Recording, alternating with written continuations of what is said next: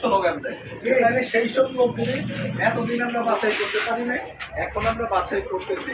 তো আমরা সবাইরে বলবো আপনারা এইদিকে দৃষ্টি রাখবেন যে ওই দুষ্ট গরুর চেয়ে শূন্য গোয়াল ভালো।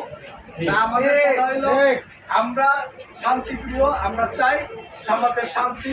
এলাকার মানুষ যাতে আমাদেরকে বলে জানা এই যে এই লোকগুলি আছে বা এই ইউনিটের যারা নেতাকর্মী আছে তারা ভালো লোক, তাদের কোনো দুর্নাম নাই, তাহলে এইটা আমাদের শান্তি এবং দুনিয়া আখেরাতে দুই জায়গায়।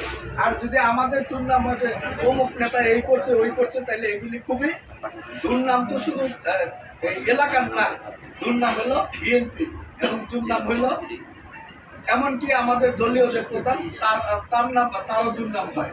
আমরা এইসব কাজে কাউরে প্রশ্ন দিব না, এই ব্যাপারে কাউরে সহযোগিতা করবো না। আমরা ভালো থাকবো এবং ভালো মানুষকে আমরা এখানে রাখবো, ভালো মানুষের সাথে আমাদের সহযোগিতা থাকবে, এই আশা আপনাদের কাছে ব্যক্ত করছি। তো আজকের এই সুন্দর আয়োজনে আমাদের এই যে আরেক আমার সম্পর্কে আমরা চাচা বাতিজা এর আব্বা হাফিজ সাহেব, উনি তো কমিশনারও ছিলেন আপনারা জানেন, এবং এই ওয়ার্ডের দীর্ঘদিন সভাপতি ছিলেন।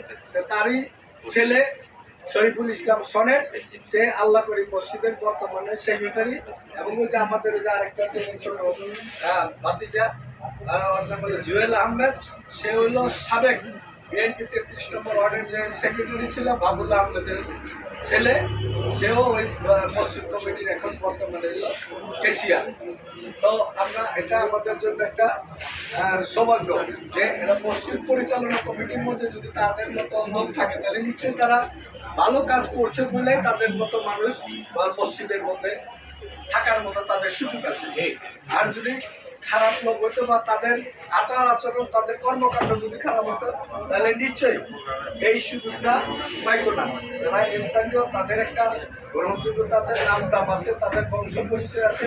তাহলে আমরা চাই এই এলাকায় যারা পরিচিত স্থানীয়, যাদের প্রভাব আছে, যাদের সামাজিকভাবে নাম দাম আছে, সেই সব লোকেরাই যাতে এগিয়ে আসে, সমাজের সেবা করতে পারে এবং তাদের দ্বারাই সেবা করা সম্ভব।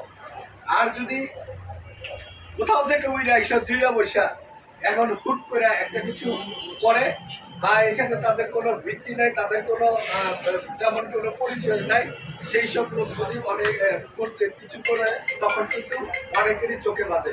আমরা চাই সমাজে শান্তি এবং আমরা মিলেমিশে থাকবো, কাজ করব, এই হলো প্রত্যাশা এবং আশা।